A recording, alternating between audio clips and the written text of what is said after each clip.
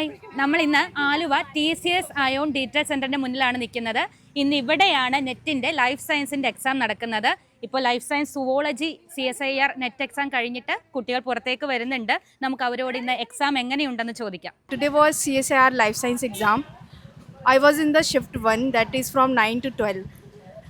Considering about the exam paper, I find section A, the amplitude part, was quite easy than the previous year.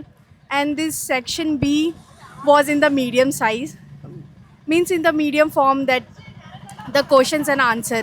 But the section C I find quite difficult, which was having this lengthy questions, time consuming questions were there.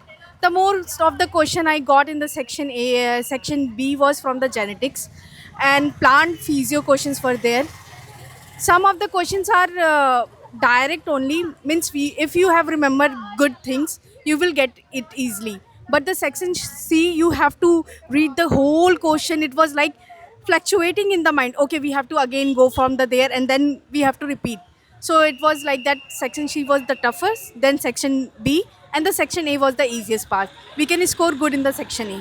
എയും ബിയും സിയും അങ്ങനെ മൂന്ന് പാർട്ടല്ലേ? കുറച്ച് tough. Statement questions ഉണ്ടായിരുന്നോ? കുറച്ചുണ്ടായിരുന്നുള്ളൂ. Statements കുറച്ചുണ്ടായിരുന്നു.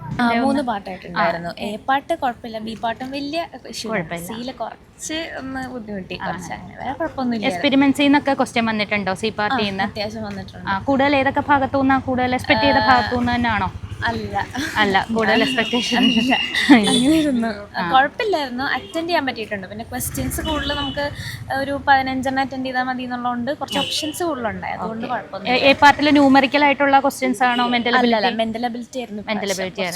Direct questions ആയിരുന്നോ?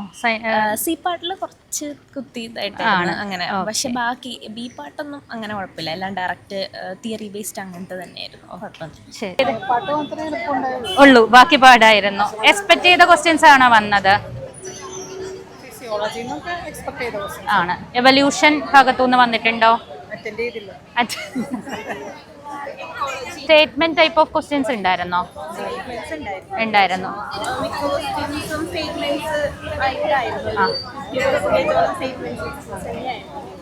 ഒരു difficult moderate easy എന്നാണെങ്കിൽ ഏതാണ് വിചാരിക്കുന്നത്?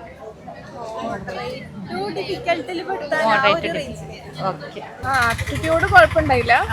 പിന്നെ മോസ്റ്റ്ലി വന്നത് ജനറ്റിക്സ് എന്നും പിന്നെ എക്കോളജിന്ന് വന്നു, പിന്നെ ഡെവലപ്മെന്റൽ ബയോളജിന്ന് വന്നു. ജനറ്റിക്സ് മെയിൻ ആയിട്ട് ഫോക്കസ് ചെയ്തു. അതന്നെ മെയിൻ. സ്റ്റേറ്റ്മെന്റ് ക്വസ്റ്റ്യൻസ് ഉണ്ടായിരുന്നു സി പാർട്ടില്? ഉണ്ടായി.